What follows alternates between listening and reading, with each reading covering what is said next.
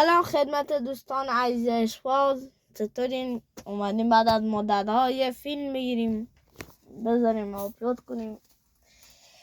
بچه از تغییرات اینجا بگم، از اینکه این دوتا توقیه‌مون با این دوتا، حالا نمیدونم چی بگم، این دوتا جوجه توقیه‌مون و این توقی سیاهه. توق سیاهه بچه ها خریدم 250 معلقی درشت خوب با عرضه، اما میره خونه همسایه دیگه نمیپرونمش. و ویدیویی که میخوام بذارم در مورد کبوترم و این چند مدتی که نبودم، اینم که جوجه خودمونه، اینم که غور میزنه، جوجه تو دسته قشنگ. این جوجه است، این پرش کنده شد. این جوجه است، دو پره است فکر کنم، آره 2-3 پره است. بله 2-3 پره است، پرریزی کرده، بهتر شده و اینم از توقش دیده بشه. و این جوجمونم که عرضم بزرگ شما پرشش خوبه، با کفترها میپرونمش.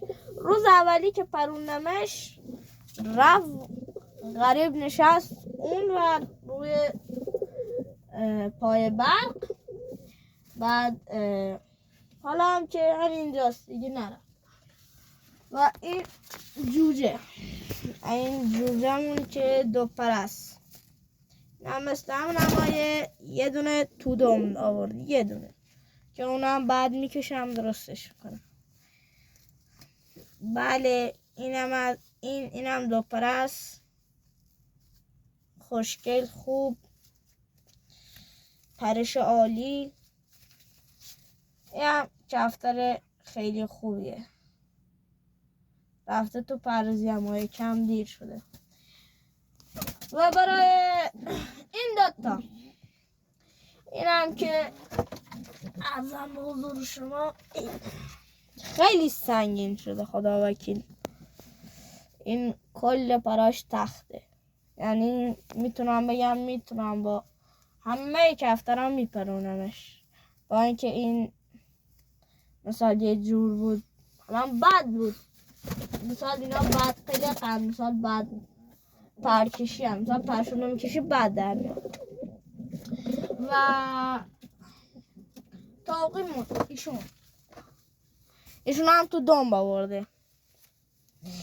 این از این بعد این از کفتر خوبیه. اگر اینا به قیمت خوبی میشه گرفت، اگر بفهمی خاندانش بوده میتونید بفهمید که کفتر جوجهش پاک میده یا غلط دار. اینم نرشازده خودمونه، براش چند پر است. این دیگه تخم جوجه است. این بچه کفتر توقیه همیشه عدس بدید، عدس بدید تا کفتر خوب رشد بیاد، خوب بار بیاد. مثال الان من کفتر خودم هر هفته دولوش 2-3 بار عدس میدم. الان فکر کنم 9 تا کفتره با جوجه ها، 9 تا کفتر اندازه 2 مس ساعت انقدر میدم. مثال باید با کفتراتون همیشه بازی کنین. فردا صبح براتون ویدیو میذارم. بچه اگر کبوتراتون مثال تخم میکنن، جوجه میکنن، مثال کرم میزنن، میتونین از شن و علک کنید، شن یا شن نر بخرید، بعد بذارید زیر پا کفتر تو جا تخم، خیلی مفیده. و در مورد کدوم کبوتر بگم، در مورد این خب گفتیم از این شروع میکنه. این دوتا جوجه هم یکیش مثل ننش شده، یکیش هم خود سفیده. این مثل ننشه. اینا اگر دیده بشه اینجا، خدا اینجا دیده بشه، این مثل مادرش شده. اینم نمیدونم چیه، تا بعد تکلیفش مشخص بشه باید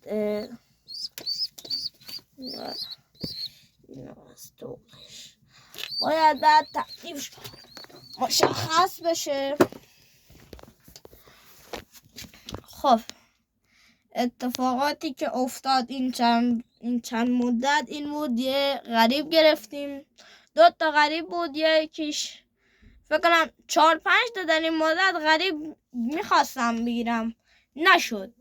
مثال خودم نبودم که بتونم بگیرم. 2 تاشو بود تونستم یکیشو بگیرم، یه تیدی پاکستانی تهرانی یا همون تیدی یا پاکستانی گرفتیم. بعد این بچه هی اومد برد، هی میومد. بعد دیگه نمیدونم چی شد، بالشو کلن کن، یهو 20 تا پرش کن، دیگه کفتر نیومد. تا الان هم که هنوز بالش در نیومده. و این 2 تا میخوان تخم بذارن اگر بشه. و من میخوام که این 2 تا رو بذارم و تا بگم کی براتون، تا مثال سال دیگه ببینم چند تا جوجه به من میدن. خواهم تمام جوجه هاشون نگه دارم. مثال الان 4 تا جوجه به من دادن، 4 تا جوجه، این 2 تا، این هم 2 تا.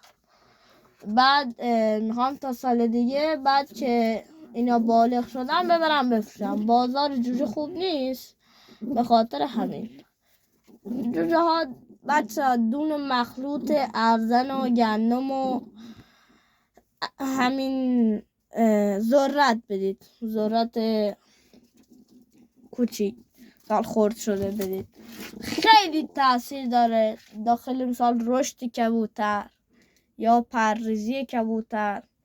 مثال دیدین کفتر ما لنگ میزد، بهترین دارو برای اینکه کفترتون دیگه لنگ نزنه اینه که به اون جایی، به اون قسمتی که درد میکنه فقط هر شب انقدر یه کوچولو خیلی کم سر سوزن بزنید بمالید که کفترتون خوب میشه باش.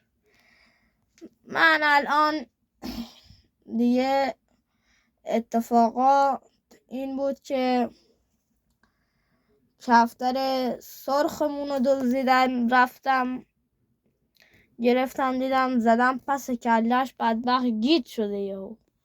بعد بهش دادمش، دیدم دیگه کاری نمیشه کرد. یه پسری هست تو محل ما دزده.